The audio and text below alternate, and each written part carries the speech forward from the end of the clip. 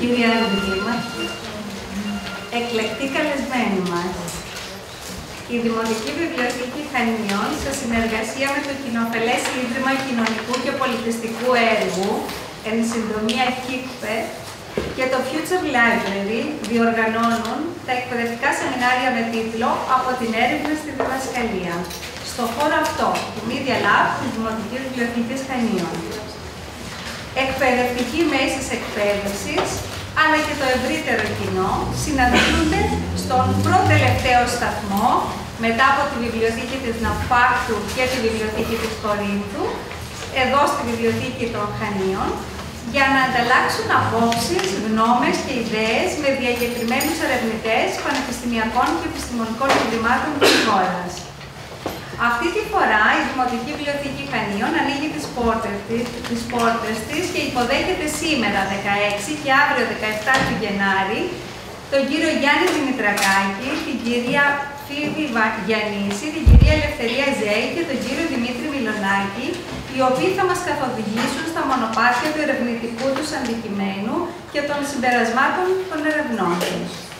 Πρόκειται για μια πρωτοβουλία η οποία, όπως αναφέρει και ο κύριος Μιχάλης Κοπηδάκης, κλασικός φιλόλογος, ομότιμος καθηγητής του Πανεπιστημίου Αθηνών και σύμβουλος του Κοινοφελούς Ιδρύματος, ΚΙΚΠΕ, όπως είπαμε, εν συντομία, σκοπό έχει την προώθηση εκπαιδευτικών και πολιτιστικών προγραμμάτων στις ομάδες εκείνες που για διάφορους λόγους, περιφέρεια, οικονομικοί λόγοι και άλλα, βρίσκονται σε δυσκολία προσέγγισης των δρόμενων από τα μεγάλα αστικά κέντρα.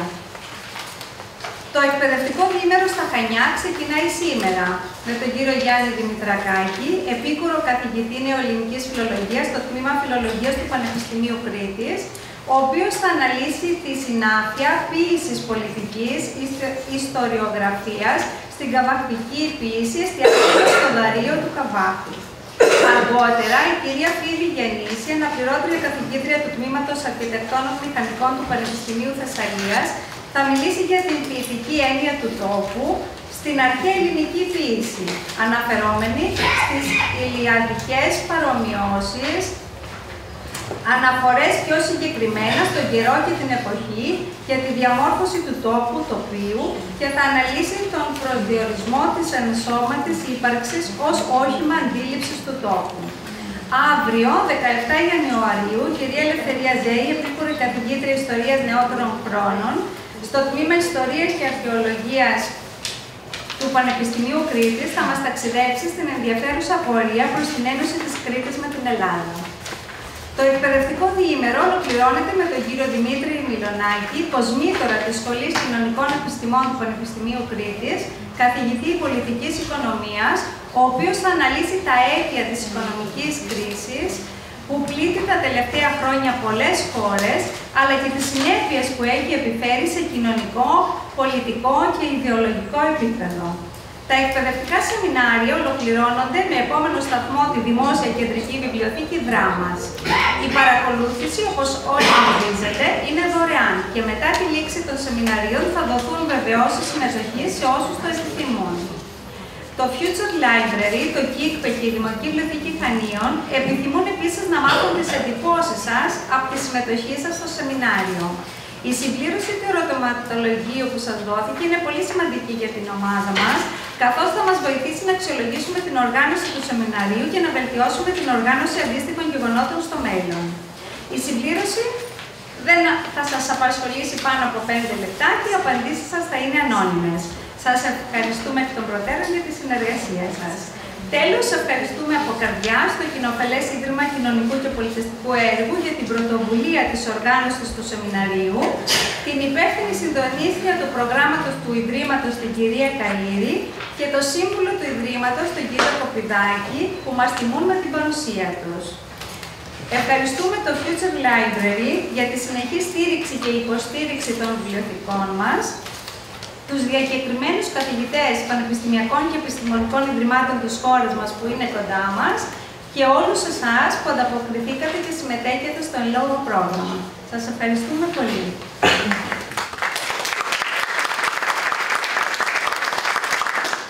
Παρακαλώ την κυρία Αντιδήμαρχο να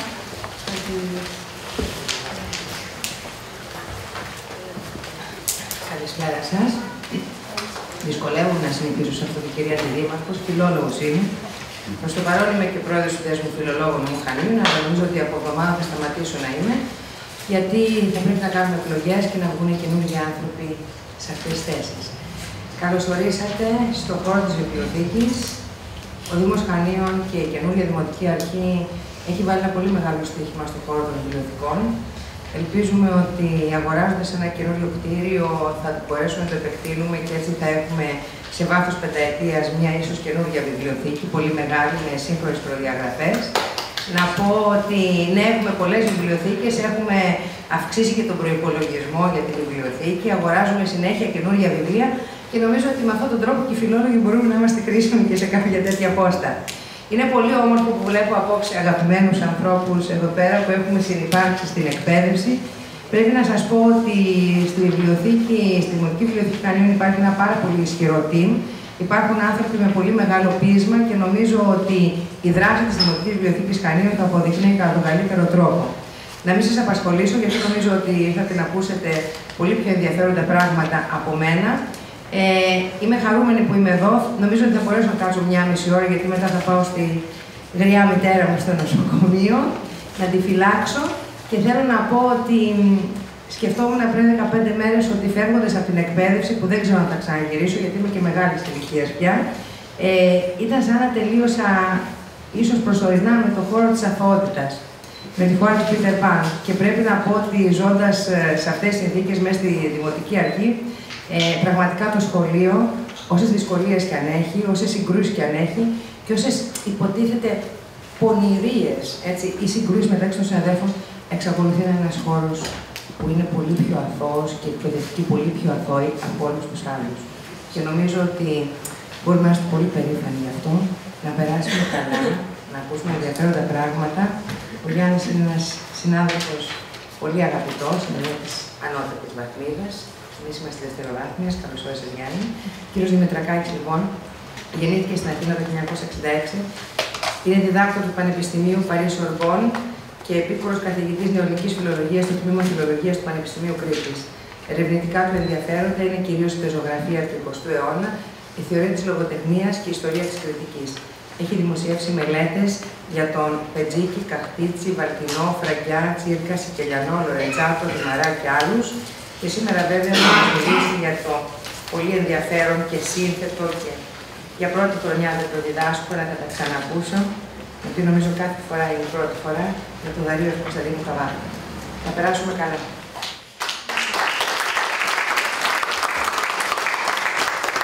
Παρακαλούμε και τον κύριο Κοπηδάκη να μας πει διαλογάκι εκ μέρους του Ιδρύματος Κίρθε. Απολύτως τίποτα. Ήρθανε όλα να ακούσουμε τους ομιλητές. Η κυρία Καΐρη μήπως? Φύγαμε που λένε στην τηλεόραση. Ευχαριστούμε πολύ. Στο τέλος. Ωραία. Εντάξει. Τώρα...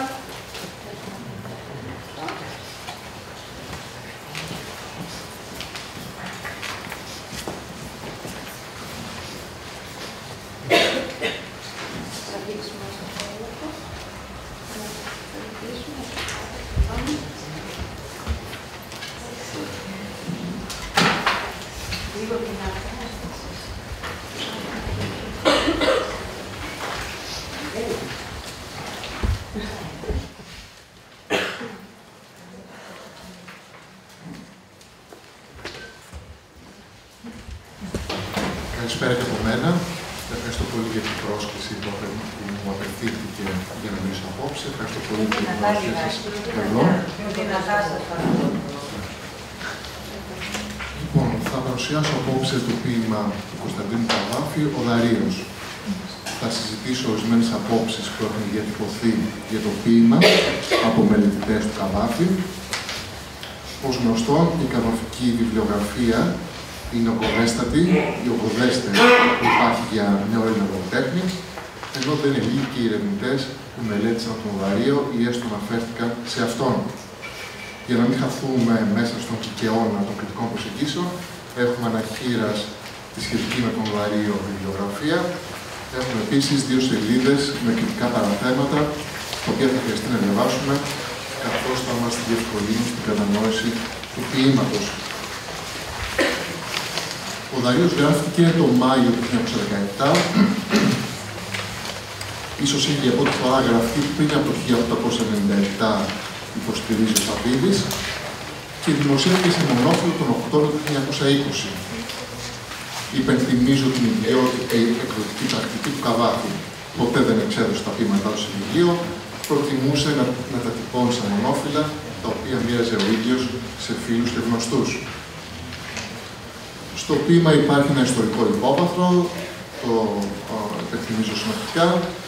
Η πλοκή εκτελήσεται πιθανότατα το 74 π.Χ. στην αυλή του Μηθριδάτη, βασιλιά του Πόντου. Ο Μηθριδάτης ο έκτος Διονύσιος Ευπάτορ, 120-63 π.Χ. ήταν φημισμένος, εξελινισμένος βασιλιάς του Πόντου, με μεγάλες στρατηγικές ικανότητες. Συγκρούστηκε επανειλημμένα με τους Ρωμαίους, διεξήχθησαν 3 μηθριδατικοί πόλεμοι. Στην έναρξη του τρίτου αναφέρεται το ποίημα. Παροιμιώδης ήταν ο εθισμός του Μηθριδάτη στα δηλητήρια, εξού και ο όρος Μηθριδατισμός. Ο εθισμός αυτός τον ανάγκασε όταν ηθημένος από τον Πομπίο θέλησε να αυτοκτονήσει, να καταφύγει στο σπαθί ενός στρατιώτη του. Είχε γίνει πια πρόσκλητος από τα δηλητήρια. Η Αμισός, για την οποία γίνεται λόγο στο ποίημα, υπήρχε σημαντική πόλη στην νότια ακτή του εύξηνου Πόντου, περιήλθε στην κυριαρχία των Ρωμαίων το 71 π.Χ. Ο Δαρίος είναι βέβαια ο γνωστός μας από τους Περσικούς πολέμους βασιλιάς των Περσών, ανέλθει στον χρόνο της Περσίας το 521 π.Χ. Επί των ημερών του, οι Πέρσες εξεστράτευσαν εναντίον της Ελλάδας και ιτήθηκαν στη μάχη του Μαραθώνα το 490 π.Χ. Μέσα στο συγκεκριμένο ιστορικό πλαίσιο που στείνει, ο Καβάφης εντάσσει ένα πρόσωπο επινοημένο, τον ελληνόφωνο ποιητή Φερνάζη. Ποιητής που ζει στην αυλή του Μηθριδάτη, ο Φερνάζης συνθέτει ένα επικό ποίημα με θέμα τον Δαριό. Ας διαβάσουμε το ποίημα. Ο Δαρίος. Ο ποιητής Φερνάζης το σπουδαίο μέρος του ποίηματος του κάνει. Το πώς στη βασιλεία των Περσών παρέλαβε ο Δαρίος εις τάσκου. Από αυτό κατάγεται ο ένδοξός μας βασιλεύς, ο Μηθριδάτης, Διόνυσος και Ευπάτορ. Αλλά εδώ χρειάζεται φιλοσοφία. Πρέπει να αναλύσει τα συστήματα που θα είχε ο Δαρίος, ίσως υπεροψία και μέθη. Όχι όμως, μάλλον σαν κατανόηση της ματαιότητος των μεγαλείων. Βαθέως σκέπτεται το πράγμα ο ποιητής. Αλλά τον διακόπτει ο υπηρέτης του, που μπαίνει τρέχοντας, και τη βαρισίμαντη είδηση αγγέλει. Άρχισε ο πόλεμος με τους Ρωμαίους. Το πλήσιο του στρατού μας πέρασε τα σύνορα. Ο ποιητής μένει ενεός. Τι συμφορά. Πού τώρα ο ένδοξός μας βασιλεύς, ο Μηθριδάτης, Διόνυσος και Ευπάτορ, με ελληνικά ποίηματα να ασχοληθεί. Μέσα σε πόλεμο, φαντάσου, ελληνικά ποίηματα. Αδειμονεί ο Φερνάζης, ατυχία, εκεί που το είχε θετικό με τον Δαρίο να αναδειχθεί και τους επικριτάς του, τους φωνερούς, τελειωτικά να αποστομώσει. Τι αναβολή στα σχέδιά του. Και να τα μόνο αναβολή, πάλι καλά. Αλλά να δούμε αν έχουμε και ασφάλεια στην Αμισό. Δεν είναι πολιτεία εκτάκτος οχυρή. Είναι φρικτότατοι εχθροί οι Ρωμαίοι. Μπορούμε να τα βγάλουμε με αυτούς, οι Καπαδόκες. Γίνεται ποτέ.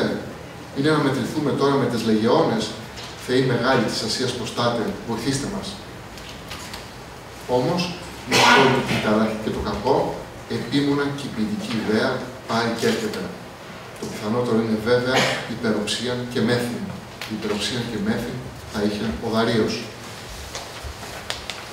Να εξετάσουμε πρώτα τη μορφολογία του ποίηματος, αρχικά τη στιχουργική του συγκρότηση και στη συνέχεια τα γνωρίσματα που έχουν σχέση με την αφηγηματική του δομή, τις αφηγηματικές τεχνικές που εντοπίζονται σε αυτό. Το ποίημα αποτελείται από 37 ανομοιοκατάληκτους και ανισοσύλλαβους στίχους που μοιράζονται σε 6 ανισόσυλλαβες στροφές. Πρόκειται για ποίημα γραμμένο σε ελευθερωμένο στίχο. Η μεγάλη πλειοψηφία των κανονικών ποιμάτων είναι γραμμένη σε ελευθερωμένο στίχο, δηλαδή σε έμετρο αλλά ανισοσύλλαβο στίχο. Ο ελευθερωμένος στίχος βρίσκεται στο μετέχμιο ανάμεσα στον παραδοσιακό έμετρο ισοσύλλαβο στίχο και τον ελεύθερο στίχο, τον οποίο καθιέρωσε στην Ελλάδα η ποίηση του μοντερνισμού. Ο Καβάφης δεν προχώρησε ποτέ στον ελεύθερο στίχο των μοντέρνων ποιητών. Παρατηρούμε στο ποίημα μια ορισμένη χαλάρωση της παραδοσιακής, αυστηρής, μετρικής μορφής. Χαλάρωση που δεν οφείλεται μόνο στην ανισοσυλλαβία, αλλά και σε δύο ακόμα παράγοντες, τους συχνούς διασκελισμούς και τη συχνή ισχυρή εσωτερική στίξη. Συνεχόμενοι, για παράδειγμα, είναι οι διασκελισμοί στην πρώτη στροφή, ήδη από τον πρώτο στίχο. Ο διασκελισμός προκαλεί μια ένταση ανάμεσα στην νοηματική και τη μετρική οργάνωση του ποίηματος. Τι σημαίνει αυτό? Ο στίχος ολοκληρώνεται με την τελευταία συλλαβή του, όχι όμως και το νόημά του, το οποίο συνεχίζεται στον επόμενο στίχο. Με την τελευταία συλλαβή κλείνει μετρικά ο στίχος, η ροή όμως της σύνταξης και συνακόλουθα του νοήματος συνεχίζεται στον επόμενο. Την απόκλιση ανάμεσα στην νοηματική και τη μετρική οργάνωση του ποίηματος επιφέρει και η λειτουργία της στίξης. Παρατηρούμε καταρχάς τη μεγάλη ποικιλία των σημείων στίξης, εκτός από τελείες, άνω τελείες και κόμματα, έχουμε ερωτηματικά, θαυμαστικά, παύλες, παρενθέσεις. Αυτό που μας ενδιαφέρει εδώ είναι ότι συχνά απαντούν ισχυρά σημεία στίξης, τελείες, άνω τελείες, παύλες, όχι μόνο στο τέλος των στίχων, αλλά και στο εσωτερικό τους. Σε μια μάλιστα περίπτωση, στο στίχο 9, δεν υπάρχει ένα μόνο ισχυρό σημείο στίξης στο εσωτερικό του, αλλά δύο. Ίσως υπεροψίαν και μέθην, άνω τελεία. Όχι όμως, παύλα, μάλλον. Η ισχυρή εσωτερική στίξη έχει ως αποτέλεσμα να ολοκληρώνεται το νόημα και να διακόπτεται η συντακτική ροή πριν την ολοκλήρωση του στίχου. Εντείνεται έτσι η απόκλιση ανάμεσα στη νοηματική και τη μετρική οργάνωση του ποίηματος. Η ισχυρή λοιπόν εσωτερική στίξη σε συνδυασμό με τους συχνούς διασκελισμούς ενισχύει την πεζολογία του ποίηματος. Ο Καβάφης υπονομεύει τις παραδοσιακές στιχουργικές αντιλήψεις της εποχής του, χωρίς, επαναλαμβάνω, να οδηγηθεί στον ελεύθερο στίχο. Όπως παρατηρεί ο Ευρυπίδης Γαραντούδης, ο Καβάφης κλονίζει την αντίληψη που επικρατούσε στην εποχή του για την ποίηση ως τραγούδι. Σχετικά με την καβαφική στιχουργική, είναι πολύ ενδιαφέρουσα και μια παρατήρηση του Πίτερ Μάκριτς. Λέει ο Μάκριτς, στην ποίηση του Καβάφη συνυπάρχει και η έμμονη φροντίδα και η εσκεμμένη αδιαφορία για την αυστηρή μορφή. Νομίζω ότι ο Δαρείος ανήκει στη δεύτερη αυτή περίπτωση, γιατί διαπιστώνουμε μια κάποια αδιαφορία του ποιητή για την αυστηρή μορφή, που έχει ως αποτέλεσμα αυτή την στιχουργική χαλαρότητα του ποίηματος. Εννοείται ότι η αδιαφορία και η χαλαρότητα αυτή δεν είναι απόρρια αδυναμίας ή ανεπάρκειας. Η υποχώρηση της μέριμνας για αυστηρή μορφή στο ποίημά μας ενδεχομένως να αποσκοπεί στην εναργέστερη αποτύπωση των έντονων διεργασιών που συντελούνται στο μυαλό του Φερνάζη, των διλημμάτων, των μετεωρισμών, των αμφιταλαντεύσεών του. Αυτά για τα στιχουργικά. Ας δούμε λίγο τον αφηγηματικό χαρακτήρα του ποίηματος. Έχουμε έναν τριτοπρόσωπο αφηγητή που κάνει ευθύς εξ αρχής την εμφάνισή του.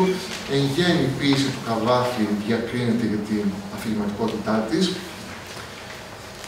Έχουμε λοιπόν στο Δαρείο αναπαράσταση πράξεων, και η αφήγηση έγκυται στην αναπαράσταση αυτή. Έχουμε επίσης και αναπαράσταση λόγων, δηλαδή μέσω συγκεκριμένων τεχνικών μεταδίδεται ο λόγος των πλασματικών προσώπων. Θα σταθούμε πρώτα στην αναπαράσταση των πράξεων και στη συνέχεια θα περάσουμε στην αναπαράσταση των λόγων. Το ποίημα ξεκινάει in medias res. Παρατηρούμε δηλαδή τη χρονική ασυμφωνία ανάμεσα στην έναρξη της αφήγησης και την έναρξη της ιστορίας. Για την ακρίβεια, η έναρξη της αφήγησης είναι μεταγενέστερη της έναρξης της ιστορίας. Πρόκειται για μια από τις αρχαιότερες τεχνικές της λογοτεχνικής αφήγησης. Θυμίζω το πώς ξεκινάει η Ιλιάδα και η Οδύσσεια. Στο ποίημά μας, όταν αρχίζει η αφήγηση, η ιστορία είναι ήδη εν εξελίξη. Ο Φερνάζη συνθέτει το σπουδαίο μέρος ενός επικού ποίηματος. Και άλλα καβαφικά ποίηματα ξεκινάνε in medias res, ας θυμηθούμε τον πρώτο στίχο του διασημότερου ίσως ποίηματος του Καβάφη. Τι περιμένουμε στην αγορά συναθισμένη? Στο Δαρείο συγκροτούνται δύο χρονικά επίπεδα. Αφενός το παρόν της αφήγησης. Τα εξιστορούμενα γεγονότα εκτελήσονται μάλλον το 74 π.Χ. Αφετέρου, έχουμε τα γεγονότα τα οποία ανακαλεί το επικό ποίημα που συνθέτει ο Φερνάζης και τα οποία συνδέονται με την αναρρίχηση του Δαρείου στον θρόνο της Περσίας, αναρρίχηση που έγινε το 521 π.Χ. Δύο ποίηματα, δύο διαφορετικά χρονικά επίπεδα. Το ποίημα του Καβάφη διαδραματίζεται το 74 π.Χ., το ποίημα του Φερνάζη το 521 π.Χ. Η απόσταση των δύο χρονικών επιπέδων είναι μεγάλη, 4,5 περίπου αιώνες. Θα επανέλθουμε σε αυτή τη χρονική απόσταση στη συνέχεια. Ας περάσουμε τώρα στην αναπαράσταση των λόγων, των προσώπων. Εντυπωσιάζει η ποικιλία των διαφορετικών τρόπων με τους οποίους μεταδίδεται ο λόγος των πλασματικών προσώπων. Έχουμε ευθύ λόγο, έχουμε εσωτερικό μονόλογο, έχουμε ελεύθερο πλάγιο λόγο. Σε ευθύ λόγο μεταφέρονται τα λόγια του υπηρέτη. Στίχη 14-15. Άρχισε ο πόλεμος με τους Ρωμαίους. Το πλήσιο του στρατού μας πέρασε τα σύνορα. Εδώ εξαλείφεται κάθε αφηγηματική παρέμβαση. Ενισχύεται, θα λέγαμε, η διάσταση της αντικειμενικότητας. Και στο ποίημα δεν υπάρχει μόνο εκφωνημένος λόγος, υπάρχει και ενδιάθετος, μη εκπεφρασμένος, το είδος του λόγου που αποκαλούμε εσωτερικό μονόλογο. Ήδη από το 4ο στίχο, από αυτό κατάγεται ο ενδοξός μας βασιλεύς, ο Μηθριδάτης, Διόνυσος και Ευπάτο. Και παρακάτω, στίχος 27, άρα να δούμε αν έχουμε και ασφάλεια στην Αμισό, δεν είναι πολιτεία εκτάκτως οχυρή, είναι φρικτότατοι εχθροί Ρωμαίοι, κτλ. Μέσω αυτού του λόγου αποκτούμε πρόσβαση στον εσωτερικό κόσμο του Φερνάζη, στις μύχες σκέψεις του. Άλλη μορφή λόγου, ελεύθερος πλάγιος λόγος, στίχος 22, εκεί που το έχει θετικό με τον Δαρείο να αναδειχθεί και τους επικριτάς του, τους φωνηρούς του, τηλεοπτικά να αποστομώσει. Τι αναβολή στα σχέδιά του.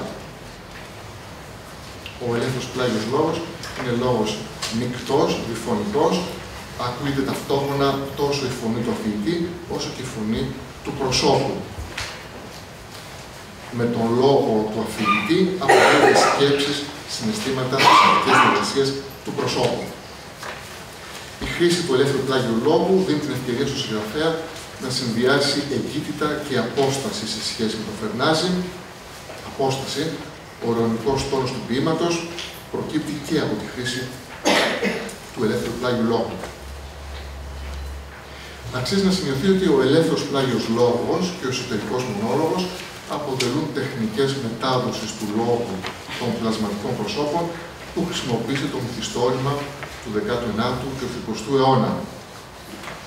Για παράδειγμα, εκτεταμένη χρήση του ελεύθερου πλάγιου λόγου έχουμε στο έργο του Φλομπέρ και του Ζολά, ενώ ο εσωτερικός μονόλογος έχει συνδεθεί με ορισμένα εμβληματικά έργα του μοντερνισμού, όπως είναι ο Οδυσσέας του James Joyce.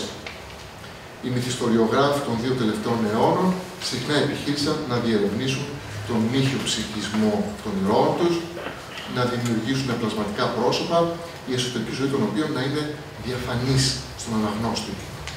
Έτσι όπως ποτέ δεν θα μπορούσε να συμβεί με τους ανθρώπους στην πραγματική ζωή. Τεχνικές όπως ο ελεύθερος πλάγιος λόγος και ο εσωτερικός μονόλογος αποβλέπουν στο να αναπαραστήσουν την εσωτερική ζωή. Η επιδίωξη του Καβάφη δεν μοιάζει να είναι πολύ διαφορετική σε αυτό το ποίημα. Μάλιστα, σε σχόλιο του ίδιου του ποιητή για τον Δαρείο, βρίσκουμε την εύκολη διατύπωση πώς δουλεύει το μυαλό του Φερνάζη. Διαβάζω το παράθεμα 1, από την ειδικία που έχετε μπροστά σας. Είναι ένα καταπληκτικό αυτοσχόλιο το οποίο δημοσίευσε η πολύ σημαντική μεταποφύστρια Νταϊάννα Χάρς. Γράφει λοιπόν ο Καβάφης για το ποίημά του. Υπάρχει ανάμειξη χρόνων και προσώπων στους στίχους 5 και 6 και 17 και 18. και στους στίχους 27 έως 33. Είναι ίσως τολμηρό, αλλά είναι καλό και να δείξει κατευθείαν πώς δουλεύει το μυαλό του Φερνάζη και να δώσει και κάποια ενάργεια στο ποίημα. Κάτι όμοιο υπάρχει σε ένα δημοτικό άσμα, όπου το αφηγηματικό, στο πρώτο μέρος, περνά σε μονόλογο στο δεύτερο. Το καβαφικό αυτό αυτοσχόλιο επιβεβαιώνει με εντυπωσιακό τρόπο τον υψηλό βαθμό ποιητικής αυτοσυνειδησίας που χαρακτηρίζει τον ποιητή μας. Μιλώντας για ανάμειξη χρόνων και προσώπων, ο Καβάφης προφανώς εννοεί τη μετάβαση από την αφήγηση στον ιστορικό μονόλογο. Από το αφηγηματικό περνά σε μονόλογο, λέει ο ίδιος. Μετάβαση που αποσκοπεί στο να δείξει πώς δουλεύει το μυαλό του Φερνάζη. Η επιδίωξη του Καβάφη να δείξει πώς δουλεύει το μυαλό του Φερνάζη δεν απέχει του ιδρυμένου των αναλογιών από την προσπάθεια σημαντικών μυθιστοριογράφων της εποχής του να καταστήσουν διαφανή, με τη βοήθεια των κατάλληλων αφηγηματικών τεχνικών, τον βαθύτερο ψυχικό κόσμο των προσώπων τους.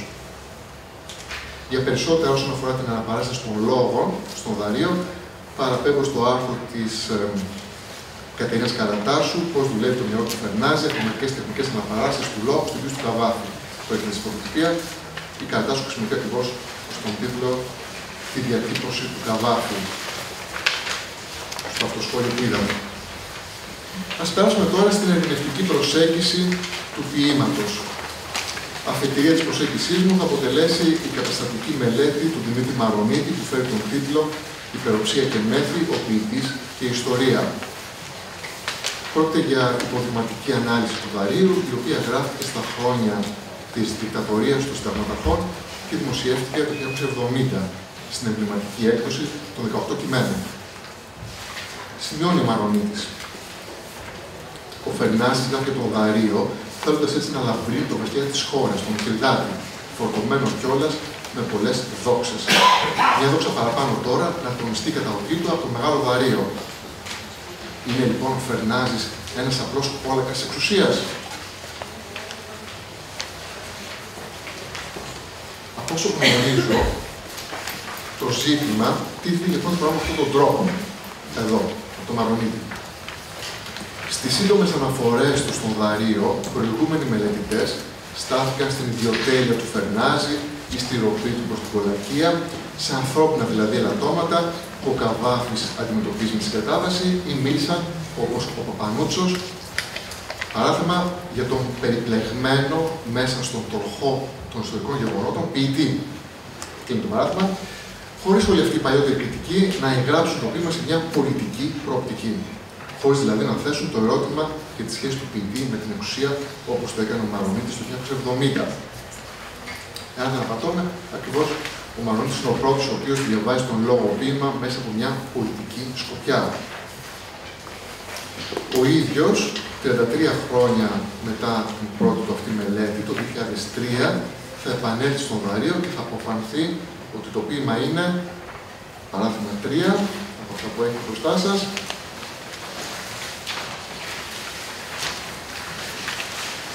ένα από τα οριμότερα κατορθώματα του Αλεξανδρινού και μάλλον το πολιτικότερο. Η πολιτική ανάγνωση του Μαρονίτη προφανώς και δεν είναι άσχετη με την πολιτική συγκυρία μέσα στην οποία έγινε για πρώτη φορά, ενώ την απειλιανή δικτατορία, όπως και επαναφορά στο 2003 δεν έχει χωρίς σχέση με την διεθνή γεωπολιτική συγκυρία του έτους εκείνου, ενώ τον πόλεμο των ΗΠΑ στο Ιράκ, ο Μαρονίτης ρητά αναφέρεται στον πόλεμο αυτό στη σχετική επιφυλίδα. Εάν ο Μαρονίτης είναι ο πρώτος που διαβάζει πολιτικά τον Δαρείο, οπωσδήποτε δεν είναι ο πρώτος που διαβάζει με τρόπο πολιτικό ευρύτερα την καβαφική ποίηση. Πολύ νωρίς, ενώ ο Καβάφης είναι ακόμα εν ζωή, ο Γιώργος Βρυσιμιτζάκης δημοσίευε το βιβλίο του «Η πολιτική του Καβάφη», 1926.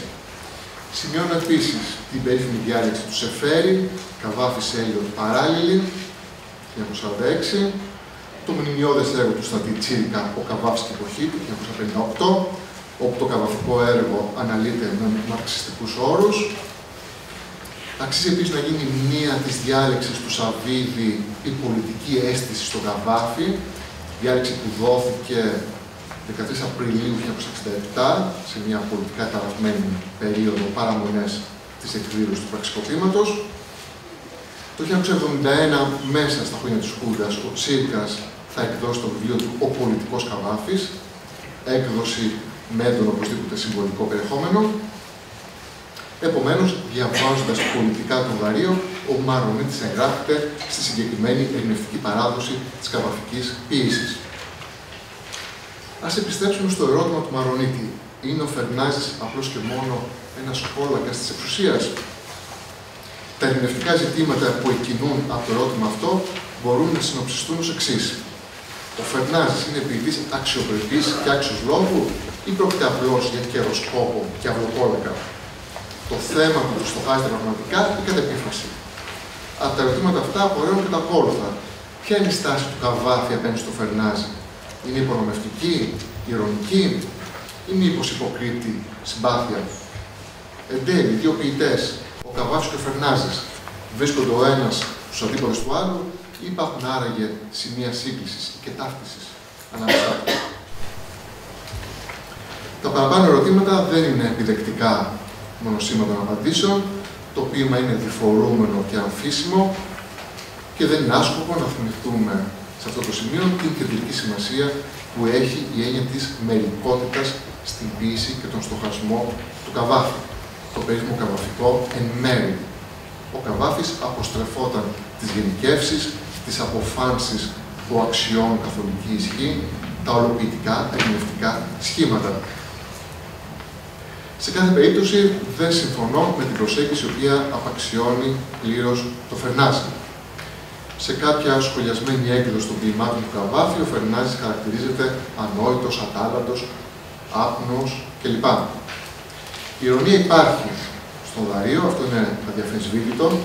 Η παλιότερη κριτική έκανε λόγο για την κομική πλευρά του ποιήματος, αλλά η ύπαρξη της ηρωνίας δεν αρκεί σε καμιά περίπτωση για να μας οδηγήσει στο συμπέρασμα ότι ο Καβάφης έγραψε ένα ποίημα μόνο και μόνο για να κατεδαφίσει έναν ανάξιο λόγο ποιητή.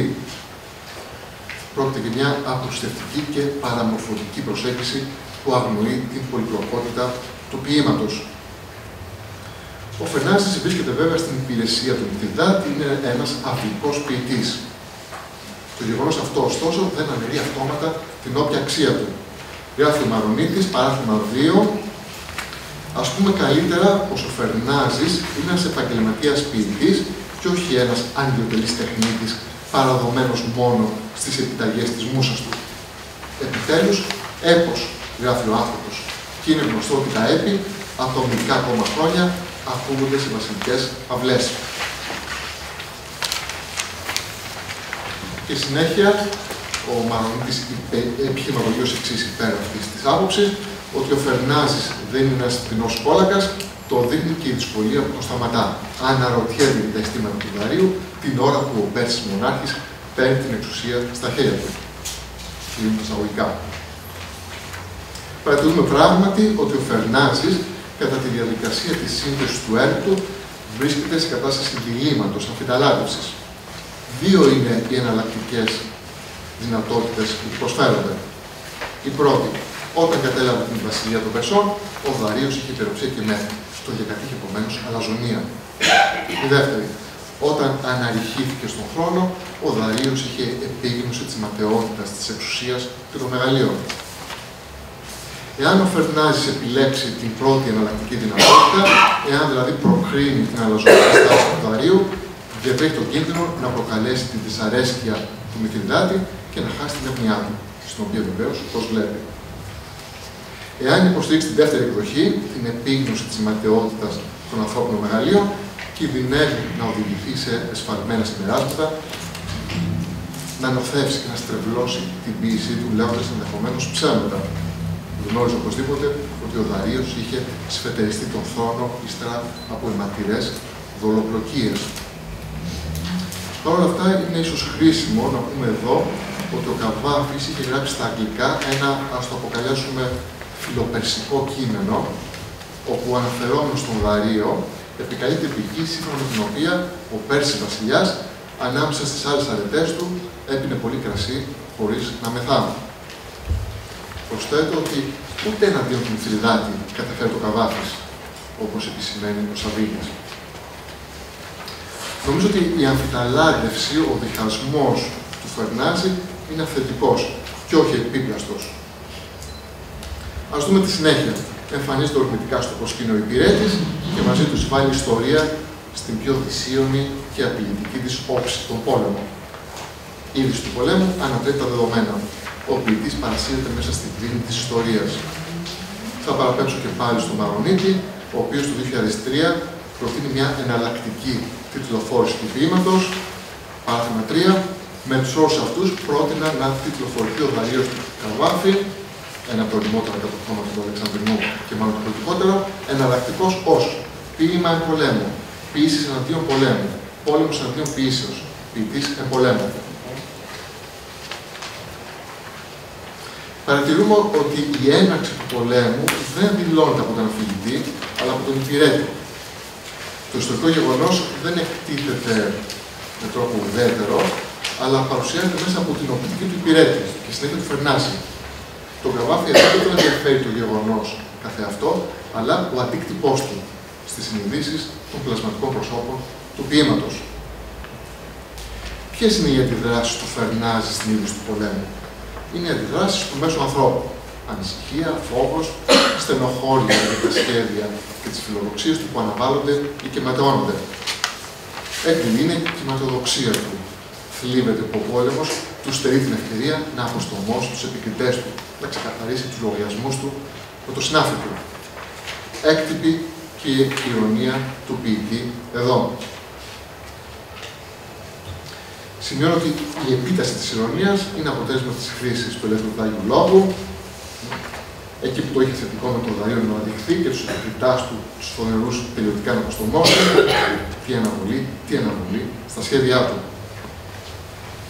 Για να φτάσουμε στην τελευταία στροφή, η οποία εισάγεται με έναν ισχυρό αντιθετικό σύνδεσμο, όμως.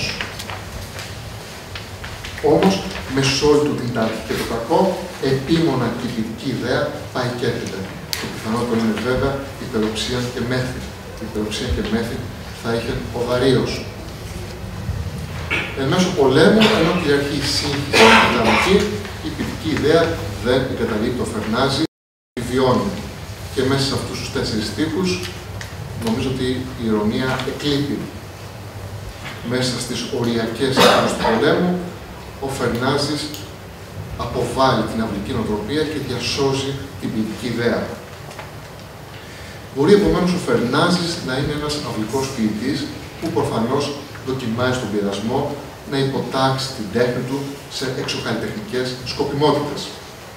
Μπορεί πρωτίστως να νοιάζεται για το προσωπικό του συμφέρον, τις φιλοδοξίες του.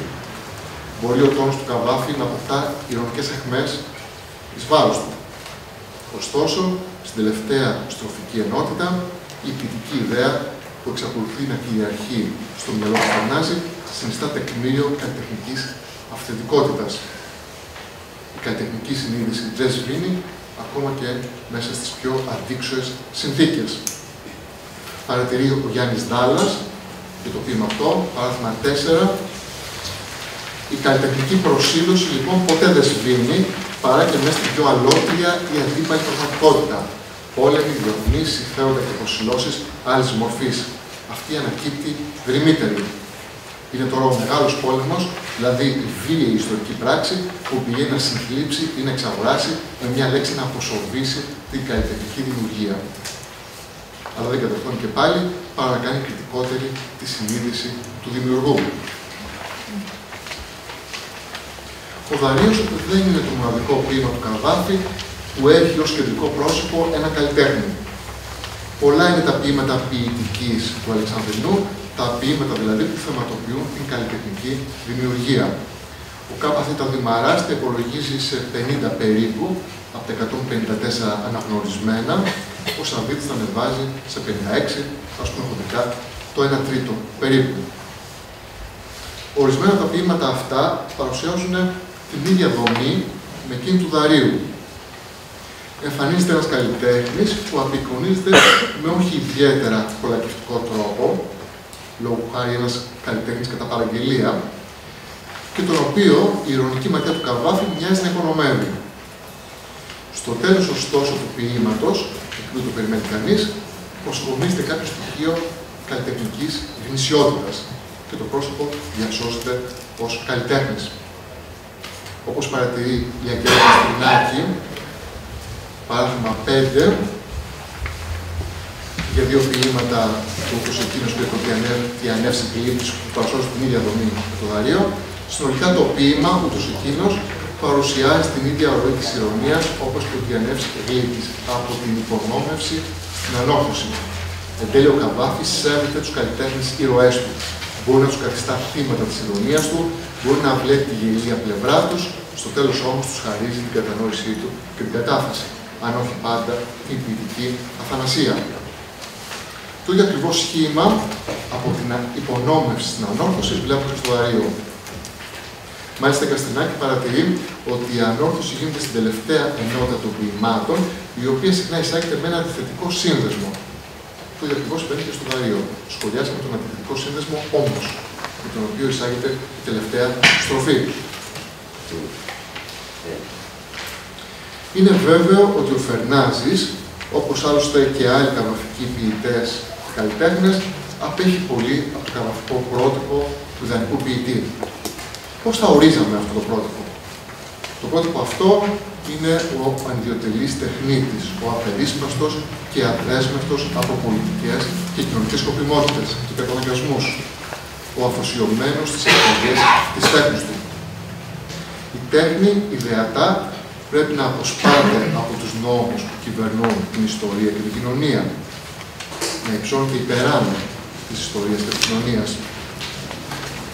Η αυτονομία της τέχνης είναι αξίωμα για τον Καβάφη. Διαβάζω το παράθεμα 6 που ανήκει στον Πίτερ Μάκριτς. Σύμφωνα με την καβαφική αισθητική, η τέχνη αποτελεί δημιουργική ζωική δύναμη, όπως είναι κατάλληλος και ο μεγάλος αντίζηλός της, η φύση. Για τον Καβάφη, η τέχνη δεν αναπάει στα πραγματικότητα, ούτε μιλεί για τη ζωή, ούτε αντιγράφει τη φύση, αλλά επιβάλλει στο καλλιτέχνημα τη θέληση του καλλιτέχνη, αποσπώντας το από τις δυνάμεις που διέπουν τον φυσικό και κοινωνικό κόσμο. Η ποίηση, καθώς εμπεριέχει το ιδανικό κάλος, διορθώνει τα ρετώματα της φύσης, της κοινωνίας και της ιστορίας. Ωστόσο, η ιδεατή αυτή συνθήκη συνυπάρχει στον ποιητή μας με την επίγνωση ότι η τέχνη υπόκειται αναπόδραστα σε ιστορικούς και κοινωνικούς περιορισμούς. Διακρίνεται επομένως εν της πράγμαση από ένα καθεστώς ετερονομίας. Το ποιητικό ιδεώδες, υψηλό, εκφράζεται σαφώς στο Καβάφη. Εξίσου όμως αποτυπώνονται και τα όρια και οι περιορισμοί που θέτει η πραγματικότητα. Γι' αυτό και ο Φερνάζης, μόλον ότι δεν ανταποκρίνεται στο υψηλό αισθητικό ιδεώδες του Καβάφη, εν τέλει διασώζεται στο ποίημα.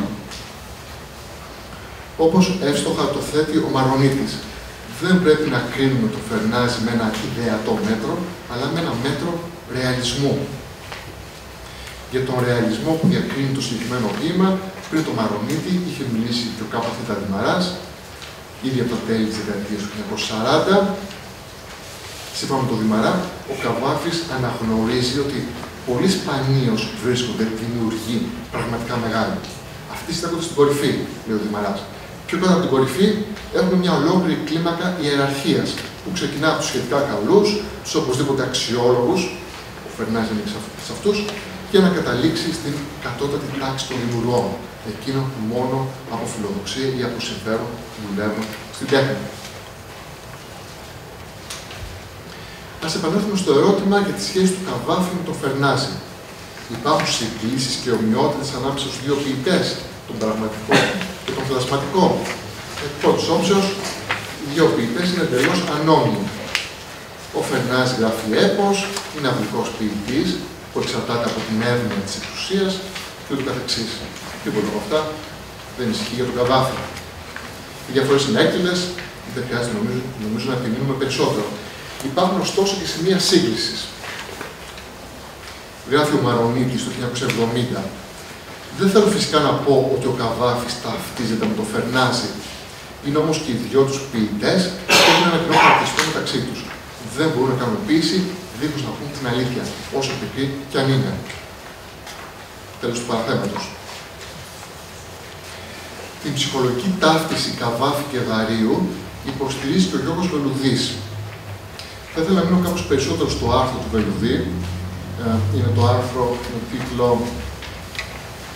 «Μέσα σε πόλεμο φαντάσου ελληνικά ποίηματα, η κρίση της καλλιτεχνικής συνείδησης». Ένα άρθρο το οποίο έχει διαβαστεί αρκετά, καθώς μάλιστα παρατίθεται σχεδόν αυτούσιο στο σχολικό βιβλίο του καθηγητή για την νοητική λογοτεχνία της Τρίτης Λυκείου.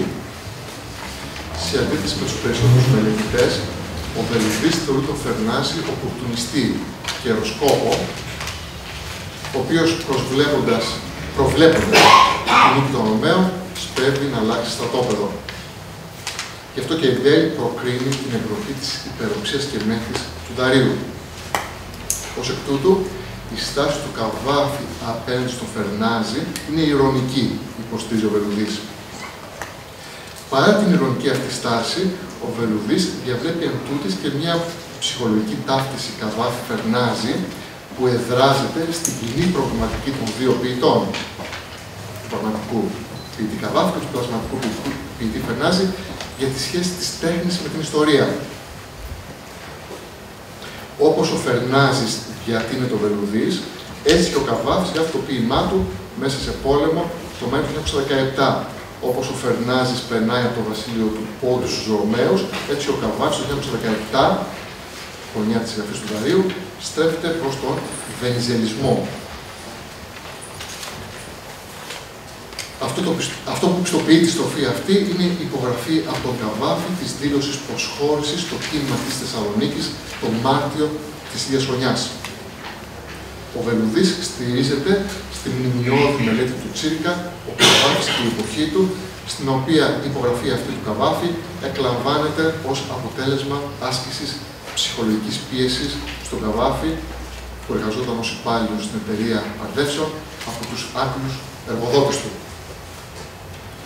Το επιχείρημα, ωστόσο, του Βελουδή δεν φαίνεται να ευσταθεί. Όπως έχουν δείξει οι έρευνες της Ρένας Σταυρίδη Πατρικίου, ο Καβάφης στην εποχή εκείνη διατηρεί στενές σχέσεις με τις δυνάμεις του αστικού εξυγχρονισμού, οι οποίες αποτέλεσαν στην Αίγυπτο τα ερίσματα της βενιζελικής πολιτικής, ιδίως κατά τα έτη 1915-1920. Ο Καβάφης πήρε μάλιστα μέρος σε εξυγχρονιστικές μεταρρυθμίσεις που οι δυνάμεις αυτές προωθούσαν, ιδίως στον χώρο της εκπαίδευσης. Ο Τσίρκας παρέβλεψε τις σχέσεις του Καβάφη με το τμήμα αυτό της αστικής τάξης, επειδή δεν μπορούσαν να ενταχθούν στο ερμηνευτικό του σχήμα. Γιατί δεν μπορούσαν?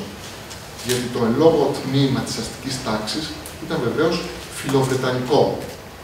Ενώ στο σχήμα του Τσίρικα κεντρική θέση κατέχει η έντονη αποστροφή του Καβάφη απέναντι στην βρετανική αποικιοκρατία. Γι' αυτό και ο Τσίρικας ερμήνευσε την υπογραφή του Καβάφη υπέρ του κινήματος της Θεσσαλονίκης ως αποτέλεσμα πίεσης των Άγγλων και όχι ως οικειοθελή προσχώρηση στον βενιζελισμό. Για την Πατρικίου, αντιθέτως, η υπογραφή του Καβάφη έρχεται ως απόρρια των θέσεών του υπέρ του εκπαιδευτικού δημοτικισμού και υπέρ της εκπαιδευτικής μεταρρύθμισης. Είναι δηλαδή προϊόν πολιτικών επιλογών. Εάν όμως η θέση του Τσίρικα απορριφθεί, τότε καταρρίπτεται και ο παραλληλισμός που κάνει ο Βελουδής της υποτιθέμενης αλλαγής στρατοπέδου του Φερνάζη με τη δήλωση προσχώρησης του Καβάφη στο βενιζελικό κίνημα της Θεσσαλονίκης.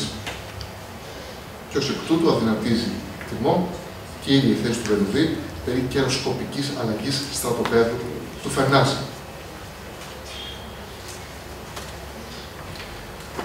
Κατά τη γνώμη μου, υφίσταται μια σύγκληση Καβάφη-Φερνάζη διαφορετικής τάξεως. Όπως ήδη είπαμε, έχουμε δύο χρονικά επίπεδα στο Δαρείο. Το πρώτο συγκροτείται από το αθληματικό παρόν του ποίηματος, το 74 π.Χ., όταν και γράφεται το ποίημα του Φερνάζη και του Δαρείου. Το δεύτερο επίπεδο, και χρονικά το πιο απομακρυσμένο, είναι η εποχή στην οποία αναφέρεται το ποίημα του Φερνάζη. Η εποχή κατά την οποία ο Δαρείος καταλαμβάνει την εξουσία, το 521 π.Χ. Η απόσταση που χωρίζει τα δύο χρονικά επίπεδα, το επίπεδο είναι μεγάλη, 4,5 αιώνες. Τι έχουμε σε καθένα από τα δύο αυτά χρονικά επίπεδα? Στο δεύτερο, έχουμε τα γεγονότα της αναρρίχησης ενός ιστορικού προσώπου, του Δαρείου, στην εξουσία. Και τα συναισθήματα που συνοδεύουν την αναρρίχηση αυτή.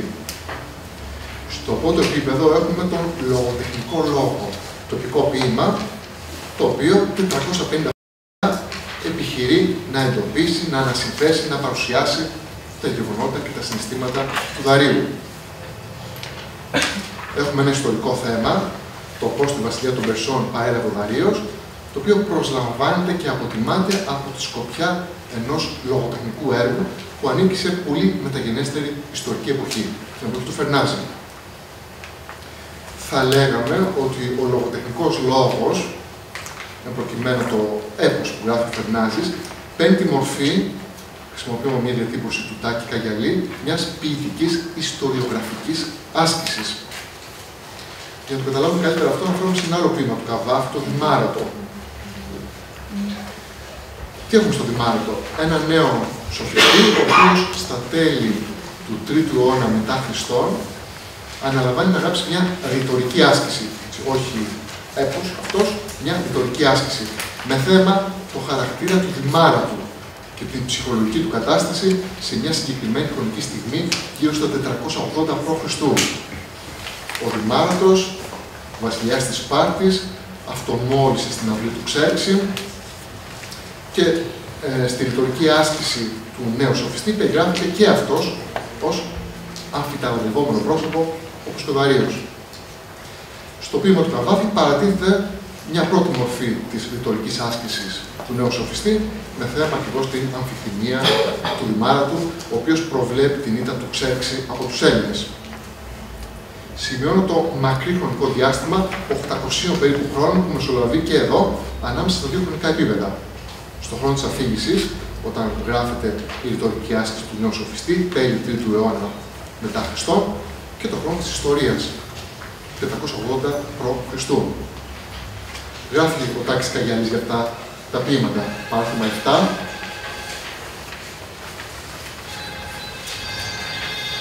Αυτό που εκφράζω στα συγκεκριμένα ποίηματα, ο Δαρείος, ο Δημάρατος, ο Πτολεμαίος Ευεργέτης ή Κακεργέτης, δεν είναι μια ορισμένη συναισθηματική κατάσταση, αλλά τα προβλήματα και οι αντινομίες που ενέχονται στην απόπειρα ανασύνθεσης, παρουσίασης και ερμηνείας της συναισθηματικής κατάστασης ενός ιστορικού προσώπου ή ομάδας σε συγκεκριμένη ιστορική στιγμή, για συγκεκριμένου λογοτεχνικού τρόπου και από την οπτική γωνία άλλης και πάλι συγκεκριμένης ιστορικής στιγμής. Τα ποίηματα, με άλλα λόγια, εστιάζουν στα προβλήματα μιας ορισμένης εκδοχής ποιητικής ιστοριογραφίας. Ο Καβάφης δείχνει την προσπάθεια του Φερνάζη να ανασυνθέσει μέσω ενός επικού ποίηματος τα συναισθήματα του Δαρείου και ταυτόχρονα εκθέτει τις δυσκολίες του εγχειρήματος της ανασύνθεσης αυτής. Αλλά κάτι αντίστοιχο με το Φερνάζη δεν κάνει και ο Καβάφης στα ιστορικά του ποίηματα. Τα καβαφικά ιστορικά ποίηματα αποπειρώνται να προσλάβουν και να αξιολογήσουν από τη σκοπιά του παρόντος γεγονότα που ανήκουν σε προγενέστερες εποχές. Όπως ο Φερνάζης, όπως ο νεαρός σοφιστής στο Δημάρατο, έτσι και ο Καβάφης επιχειρεί να ανασυνθέσει προγενέστερα ιστορικά γεγονότα και τη συναισθηματική εμπλοκή των προσώπων του σε αυτά. Όπως το ποίημα του Φερνάζη, όπως η ρητορική άσκηση του νεαρού σοφιστή, έτσι και τα ιστορικά ποίηματα του Καβάφη μπορούν να θεωρηθούν ως ένα είδος ποιητικής ιστοριογραφικής άσκησης. Κάπου εδώ λοιπόν συγκλίνουν Καβάφης και Φερνάζης. Εγώ είμαι ποιητής ιστορικός, είχε δηλώσει ο Καβάφης. Το ιστορικός έχει επομένως διπλή έννοια. Ο ποιητής μας επιλέγει ιστορικά θέματα και ταυτοχρόνως στοχάζεται πάνω στις δυσκολίες που ενέχει το εγχείρημα της προσέγγισης των ιστορικών θεμάτων. Και ο στοχασμός πάνω στις δυσκολίες αυτές πιστοποιεί την ένταση και την ποιότητα του καβαφικού ενδιαφέροντος για την ιστορία. Ας δούμε πώς είδαμε τον Φερνάζη μεταγενέστεροι λογοτέχνες. Ο Οδυσσέας Ελίτης, μιλώντας για την εμπειρία του στο ελληνοαλβανικό μέτωπο, το χειμώνα 1940-41, σημειώνει, παράδειγμα 8. Από τη μια στιγμή στην άλλη, κινδύνευα να την αυτό στον αέρα ή να μείνω με ένα ποδάρι. Κι όμως θυμόμουν έναν άλλο ποιητή, τον Καβάφη, και σχεδόν γελούσα με την ικανότητα που έχει η σκέψη του, η ποίησή του, να προσαρμόζεται σε όλες τις καταστάσεις. Αυτό πια καταντούσε πασπαρτού. Όμως, μέσα σε όλη την ταραχή του κακό, επίμονα και η ποιητική ιδέα πάει και έρχεται. Και αλήθεια, είχα γίνει κι εγώ ένας Φερνάζης. Η ποιητική ιδέα πήγαινε και ερχότανε.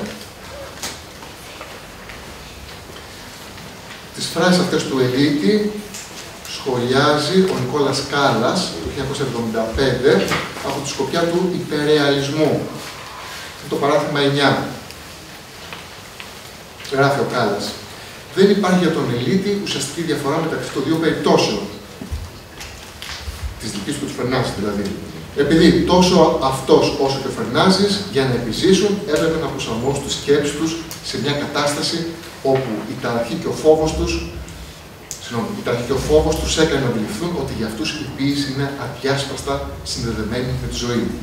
Αυτό που με συγκινεί στο παράδειγμα του Ελίτη είναι ότι τόσο για αυτόν όσο και για τον Φερνάζη δεν μπορούσε να βρεθεί σωτηρία από τον τρόμο έξω από την ποίηση. Προσέχω και μια άλλη φράση στην επιφυλίδα του Κάλλας. Ο Καβάφης αποκαλείται εκεί ως ο άνθρωπος που χάρισε στα ελληνικά γράμματα την ποιητική αυτονομία. Είναι το παράδειγμα. Νομίζω ότι η αυτονομία για την οποία κάνει λόγο ο Κάλλας δεν απέχει πολύ από την έννοια της αυτονομίας όπως την γνωρίσαμε παραπάνω. Λέγοντας ότι η αυτονομία της τέχνης είναι αξίωμα για τον Καβάφη. Ας πάμε λίγα χρόνια πίσω, στην περίοδο της Χούντας πάλι. Το Μάιο του 1972 ο Ταχτσής παραχωρεί μια σύντομη συνέντευξη στο Βήμα. Τα τελευταία χρόνια δεν έχω δουλέψει πολύ. Γιατί, ρωτάει ο δημοσιογράφος.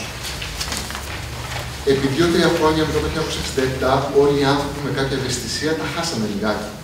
Ειδικά εγώ, που είμαι βέβαια πολιτικό, όπως κάθε άνθρωπος που γράφει, αλλά όχι πολιτικά στρατευμένος, βρέθηκα λιγάκι στη θέση του ποιητή Φερνάζη στο ποίημα του Καβάφη ο Δαρίος, μέσα σε πόλεμο, φαντάσου, ελληνικά ποίηματα. Αλλά βέβαια, μέσα σε όλη την ταραχή και το κακό, πήγαινε ερχόταν και η ποιητική ιδέα. Έχω κρατήσει πολλές σημειώσεις για το νέο μου μυθιστόρημα. Αξιοσημείωτη είναι η ταύτιση με τον Φερνάζη τόσο διαφορετικών μεταξύ τους λογοτεχνών, καθώς και ο παραλληλισμός στον οποίο προβαίνουν του πολέμου που ξεσπά στο καβαφικό ποίημα με τις εκάστοτε εθνικές περιπέτειες. Ελληνοϊταλικός πόλεμος, Απριλιανή δικτατορία. Ξεχωριστή μία απαιτείται να γίνει για μια ακόμα φορά στον Μαρονίτη. Ορμόμενος από τον μόνιμο προβληματισμό του για τη στάση του πνευματικού ανθρώπου απέναντι στις περιπέτειες της ιστορίας στον πόλεμο, ο Μαρονίτης επανέρχεται σε 3 τουλάχιστον επιφυλίδες του στο Φερνάζη, με αφορμή αντίστοιχα 3 πολέμους της πρώτης δεκαετίας του 21ου αιώνα, στο Αφγανιστάν, στο Ιράκ και τη Γάζα. Χαρακτηριστικό παράδειγμα ερμηνευτικής επικαιροποίησης του ποίηματος. Ακόμα, δοκιμές, σύμφωνα με τη διατύπωση του Μαρονίτη, να φωτιστεί η τρέχουσα ιστορία με τους προβολείς της ποίησης. Θα ολοκληρώσω την παρουσίασή μου με μια σύντομη αναφορά σε ένα καβαφογενές ποίημα που εμπνέεται από τον Δαρίο. Πρόκειται για το όνειρο του Φερνάζη, του Γιώργου Πουλιάρα, ένα από τα εκατοντάδες, χωρίς υπερβολή, ελληνικά και ξένα καβαφογενή ποίηματα. Τα ποίηματα δηλαδή που γράφτηκαν έχοντας ως αφετηρία το έργο ή τον βίο του Καβάφη. Το ποίημα αρθολογεί ο Δασκαλόπουλος στον τόμο Ελληνικά Καβαφογενή Ποίηματα 1909-2001. Έχουμε χρόνο να το διαβάσουμε. Ναι.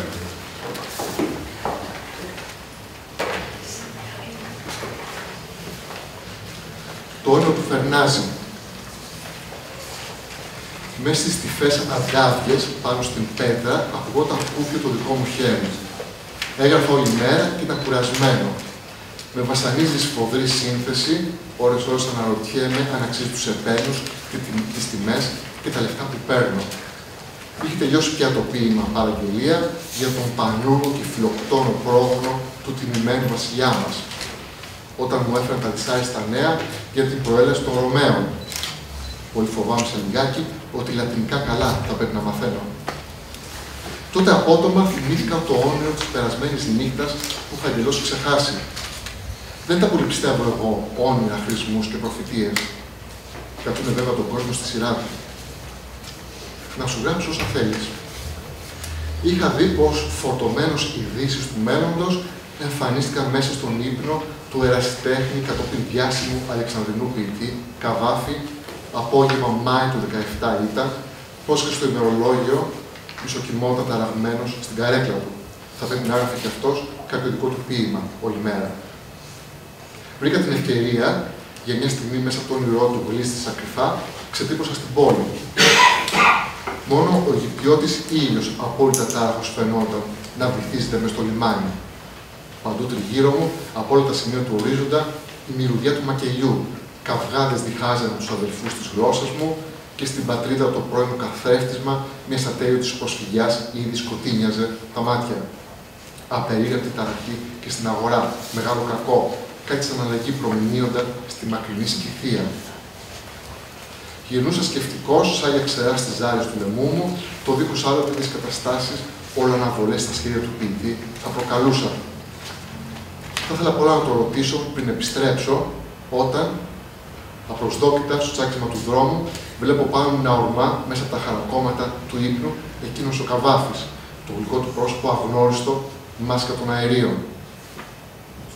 Στον ακριβό μου δούλο που ανησύχησε από τις φωνές και έτρεξε, έθεσε ευθύς το ερώτημα που με απασχολούσε. Τι να σκεπτόταν άραγε ο ποιητής που όλη μέρα έγραφε το ποίημά του? Δεν περιμένω βέβαια να μου δώσει κανείς απάντηση. Ποιος τούτο το επάγγελμα στις μέρες μας καταλαβαίνει. Στο ποίημα του Κουλιάρα, ο Φερνάζης ονειρεύεται ότι εμφανίστηκε στον ύπνο του Καβάφη τον Μάιο του 1917, ενώ ο ποιητής έγραφε κάποιο ποίημα, προφανώς τον Δαρείο.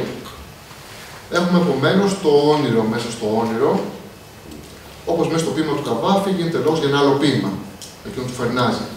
Κατά αντίστροφη όμως σειρά και τάξη. Το ποίημα του Φερνάζη περικλείεται μέσα στο ποίημα του Καβάφη, ενώ στο Κουλιάρα το όνειρο του Καβάφη εγκυβωτίζεται μέσα στο όνειρο του Φερνάζη. Επιμείναμε προηγουμένως στα δύο χρονικά επίπεδα που συγκροτούνται στον Καβαφικό Δαρείο. Ο Κουλιάρας, μετά τους πρώτους στίχους του ποίηματός του, εστιάζει την προσοχή του σε ένα τρίτο χρονικό επίπεδο που δεν είναι άλλο από αυτό της γραφής του ποίηματος, Μάιος 1917. Για του ονείρου, ο Φερνάζης κάνει άλμα προς το μέλλον, ένα άλμα 2.000 χρόνων, μεταπηδά από το αφηγηματικό παρόν του καβαφικού ποίηματος, από το 1974 π.Χ., στον χρόνο γραφής του καβαφικού ποίηματος, στα 1917. Είναι προφανές ότι στο ποίημα επικρατεί η λογική του ονείρου που καταστρατηγεί την αφηγηματική λογική και αριθοφάνεια. Αυτό που επιδιώκει ο Κουλιάρας είναι να φέρει στο προσκήνιο το χρονικό επίπεδο της γραφής του ποίηματος, προκειμένου να αναδείξει το ιστορικό του πλαίσιο. Εξού και αναφορές στον εμφύλιο διχασμό, στον Πρώτο Παγκόσμιο Πόλεμο και τα χαρακόμματα, στην επικείμενη μικρασιατική καταστροφή. Συνεπώς, το καβαφογενές αυτό ποίημα ξαναπιάνει το νήμα του καβαφικού προβληματισμού πάνω στη σχέση της ποίησης με τις περιπέτειες της ιστορίας. Κάπου εδώ σταματώ για να συνεχίσουμε τη συζήτηση. Σας ευχαριστώ πολύ.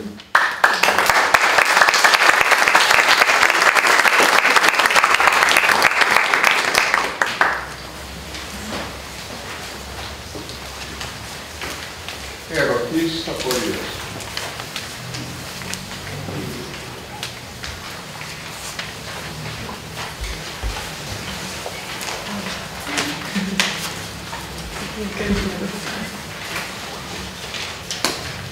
Πώς πρέπει να κάνω εγώ μία ερώτηση για να... Κοιτάξτε, μου κάνει εντύπωση το εξής. Δεν το λέω ως κλασικός φιλόλογος, αλλά εμείς αναφερόμαστε σε άλλους φιλολόγους οι οποίοι έχουν ζήσει πολύ παλιότερα και που αξίζουν, εν πάση περιπτώσει, ενός, θα λέγα, δέους. Οι νεοελληνιστές βέβαια είναι υποχρεωμένοι να αναφέρονται σε φιλολόγους που είναι δίπλα μας, που είμαστε εξοικειωμένοι, σε μελετητές, που είναι ζωντανοί, που είναι Γι' αυτό ομολογώ ότι μου κάνει εντύπωση ότι καλό θα ήταν να μην αναφέρονται οι μελετητές σε ζώντες φιλολόγους. Παλιά, ξέρετε, απαγορευόταν να γίνουν διατριβές, διότι ακούγοντας τώρα για παράδειγμα τον Μακαρίτη, τον Γιώργο Βερουντή, ο Βερουντής ήταν ένας πολύ ενημερωμένος, θα έλεγα και καλός φιλόλογος, αλλά είχε απολέσει τα σφρένα τώρα και πολλά χρόνια. Είχε μια δηλαδή εμπάθεια που θα έλεγα ότι επηρέασε πάρα πολύ τα γραφτά. Δηλαδή αυτό τώρα το οπορτουνιστής που είπε για το γραφτή είναι υπόθεση συζήτηση φανατικού του καφενείου. Και γι' αυτό ομολογώ, πρέπει να το ομολογήσω, ότι όταν διαβάζω νεοελληνικές κριτικές και βλέπω ότι αναφέρεται τον κυρία Τάδες και τους οποίους γνωρίζω ή φοιτητές ή λίγο σοκάρουν. Επομένως, ας αναφερόμαστε σε όσο γίνεται παλιότερο. Και από ένα σημείο της ημέρας, αυτό μπορώ να πω ότι ισχύει και για το Μαρονίτη. Όσο γίνεται λοιπόν να πηγαίνουμε παλιότερα. Τώρα,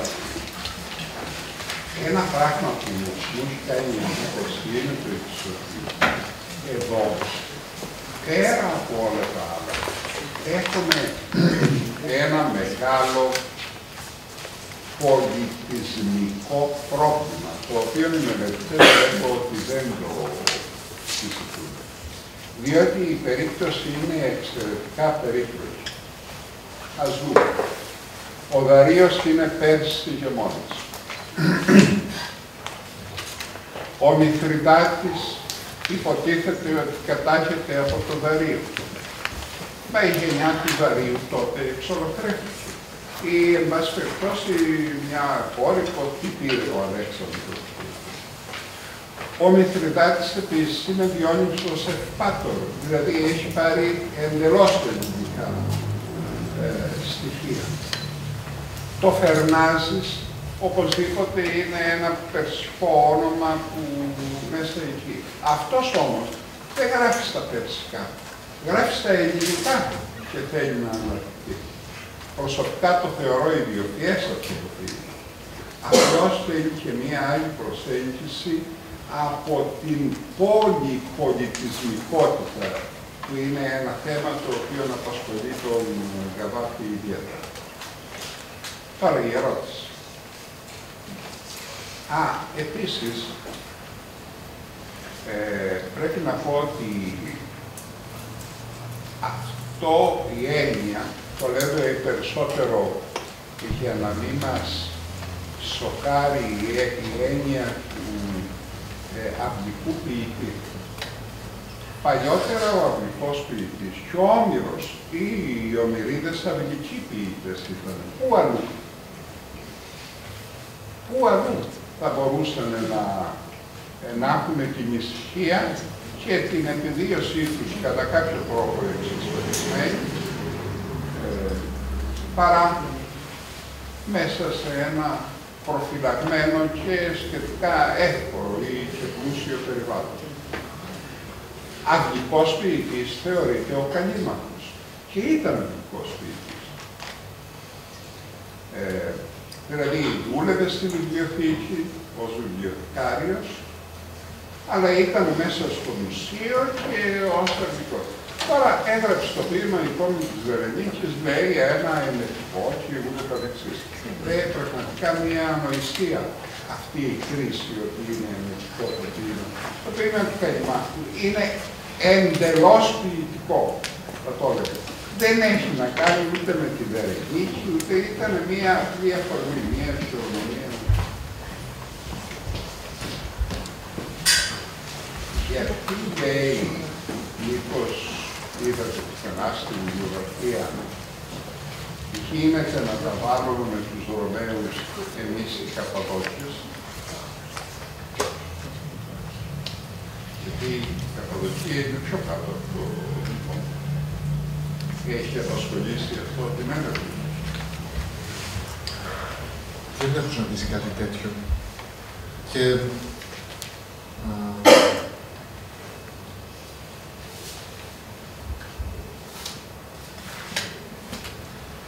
ναι, δεν έχω βρει κάτι σχετικό και δεν είναι και να απαντήσω στην ερώτησή σας. Ναι, γιατί είναι ένα αυτό με τους Καπαδόκες που υπάρχει μια καταρχήν αν ήταν Έλληνες ή δεν ήταν. Τι μιλούσαν. Μια πολύ κακή φήμη, τα 3 κάπα κάκιστα. Δηλαδή κριτική, Καπαδόκες και χειρατήτων στην αρχαιότητα. Μια άλλη ευτυχότητα όπως. Δεν το έχουμε συνιστήσει αυτό. Δεν έχω συναντήσει. Πάντως είναι ενδιαφέρον να δει κανείς τι ακριβώς σημαίνει η Καπαδοκία. Είναι λίγο πιο κάτω. Βέβαια, το πολιτικό είναι ότι μερικά χρόνια αν προσπεράσει και αυτά, μερικά χρόνια αργότερα αυτοί οι λαοί, όλοι οι Καπαδόκες ήρθαν εδώ, γιατί να είναι πρόσφυγες. Πριν τα γεγονότα αυτά. Πριν τα γεγονότα, ναι. Τότε όμως τα συζητούσαν. Δηλαδή υπήρχε μια αναστάτωση σε όλη την αυτοκρατορία, διότι οι εισήγες των Γερμανών αξιωματικών ήταν ότι θα έπρεπε η Οθωμανική Αυτοκρατορία να εκαθαριστεί από τις εθνότητες. Το Αδούλ Χαμί παλιότερα και δεν ακούγεται. Να μιλούν στο μικρόφωνο. Στο μικρόφωνο, αλλά τελειώνουμε. Πάντως, θερμά συγχαρητήρια για την παρουσίαση. Πραγματικά είναι και θα πρέπει να το δημιουργήσετε ως σύνοψη της ερευνητικής προσπάθειας. Δυστυχώς δεν το έπαιζε από την αρχή. Δεν μπορώ να το επαναλάβω τώρα. Οι άλλοι ας μιλήσουμε από το μικρόφωνο. Ναι, σε μεγάλο βαθμό προσπάθησα να κάνω αυτή τη σύνθεση που λέτε μια σύνθεση, μια σύνοψη της έρευνας σχετικά με αυτό το ποίημα.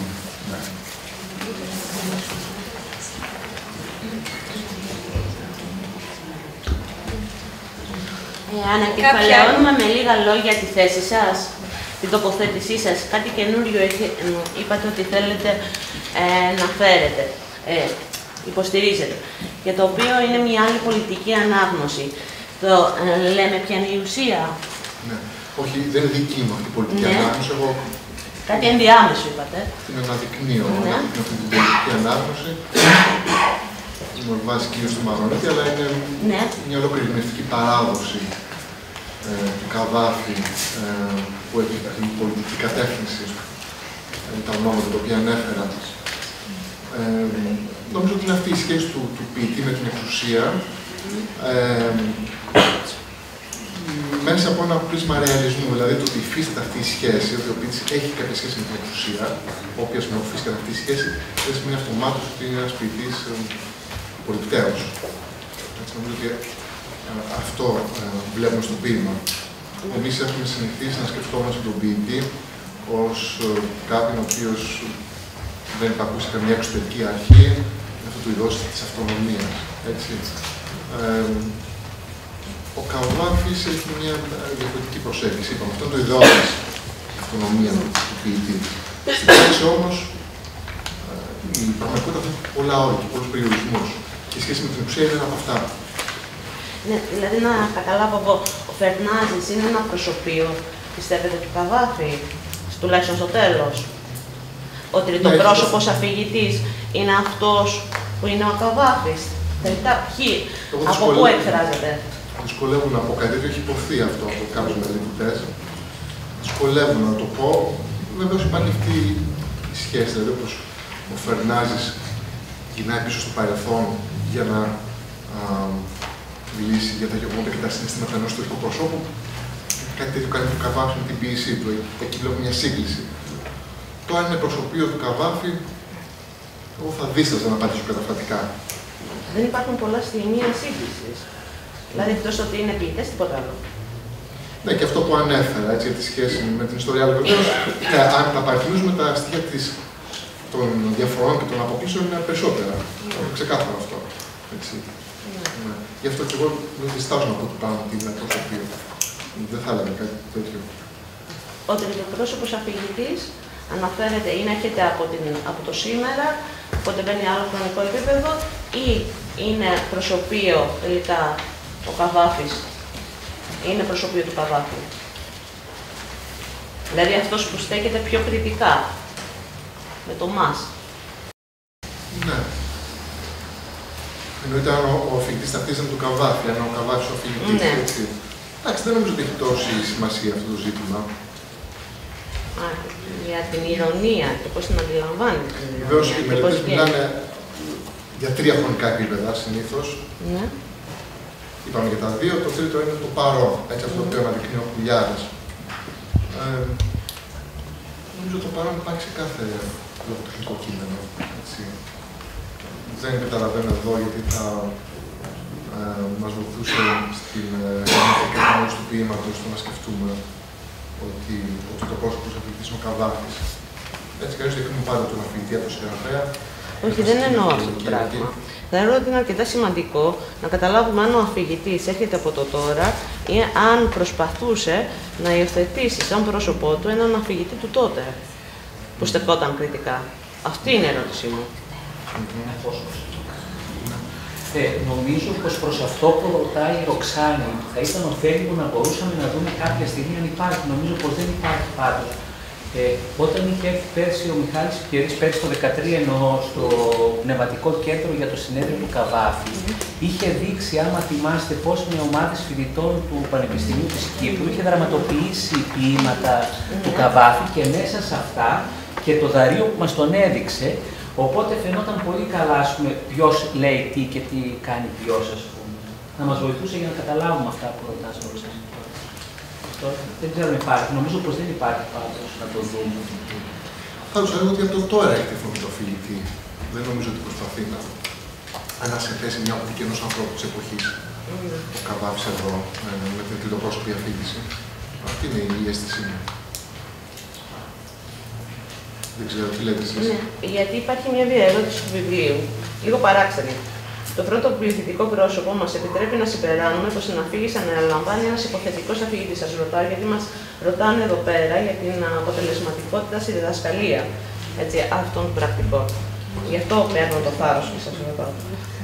Ποιο είναι το ήθος του και ποιος ο ρόλος του. Το πρώτο πληθυντικό πρόσωπο. Ναι, και μας το ταυτίζει με τον υποθετικό αφηγητή. Γιατί όχι με τον ιστορικό μονόλογο του Φερνάνδη. Έτσι ρωτάει. Γι' αυτό μας έχει μπερδέψει. Νομίζω ότι είναι ξεκάθαρο όταν έχουμε πρώτο πληθυντικό πρόσωπο. Δηλαδή είναι το πρόσωπο. Αυτό καταλαβαίνω εγώ. Ναι. Δηλαδή, όχι μιλάει, είναι ο ενδιαφέρον λόγος. Ο ιστορικός μονόλογος. Από αυτό κατάγει το ένδοξός μας βασιλεύς, ο πυρηλάτης Διόνυσος και Ευπάτωρ, που μάλιστα και μέσα στη παρένθεση. Δηλαδή, αν ήταν ο λόγος του αφηγητή αυτός, δεν θα κλείνονταν μέσα στις παρενθέσεις. Ναι, εγώ συμφωνώ μαζί σας. Αυτοί εδώ πέρα που το ρωτάνε και μπορεί να το ρωτήσουν και στις Πανελλήνες, ναι, τι θα απαντήσουμε εμείς εδώ πέρα στα παιδιά. Γι' αυτό αρχίζω και ρωτάω για προσωπία, το θετικούς κτλ. Και πώς το υποστηρίζει αυτό το πράγμα.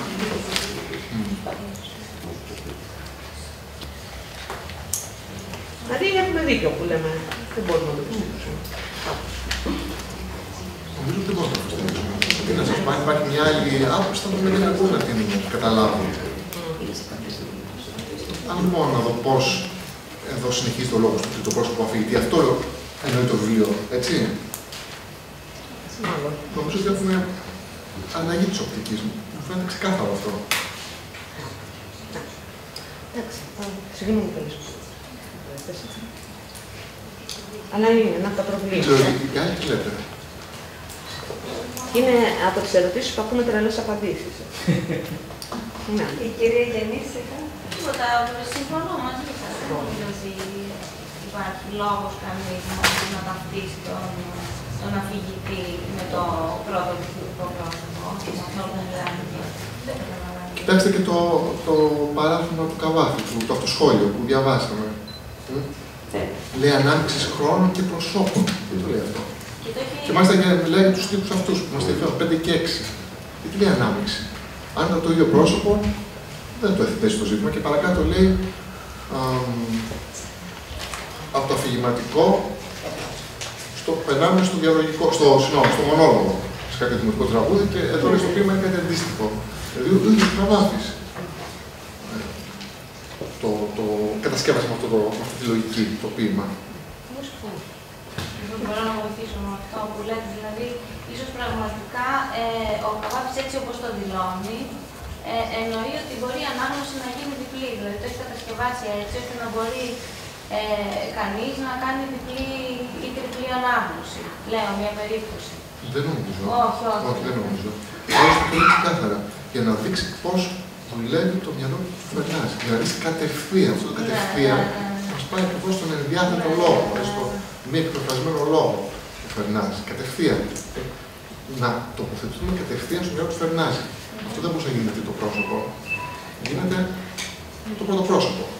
Επομένως, το ΜΑΣ αναφέρεται στο Φερνάζη και τους κατοίκους της πόλεως. Σαφώς. Αυτό. Αυτό που λέμε, αλλά όλοι να μας έρχονται.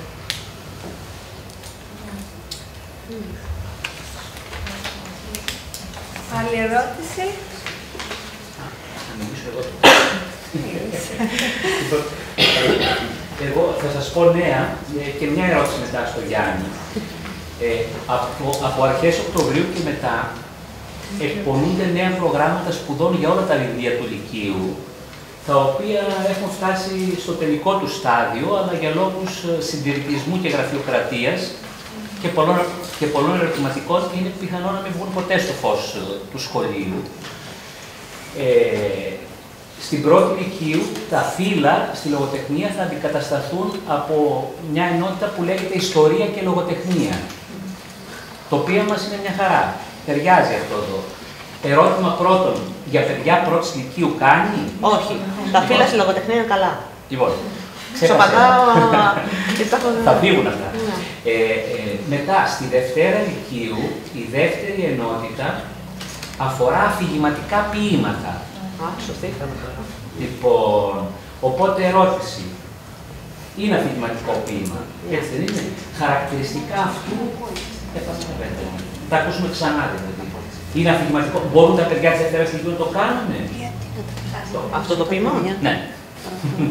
Τα δικά μας παιδιά της Δευτέρας, αλλά αυτή η γενιά. Ανθρώπινα παιδιά, ναι. Ναι, ανθρώπινα παιδιά. Ανθρώπινα παιδιά, παιδιά του διαδικτύου και παιδιά 1002.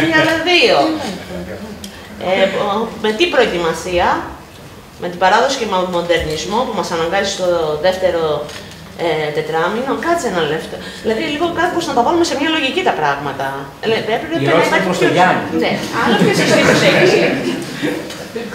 Κλιματικές τεχνικές πολύ συνοπτικά, η έναρξη του κίνηματος in medias res, τα δύο χρονικά επίπεδα, ανταμβάνουν και το τρίτο, το πάνω της γραφής και οι τρόποι μετάδοσης του λόγου του προσώπου. Είναι μια χαρά, δηλαδή. Έτσι.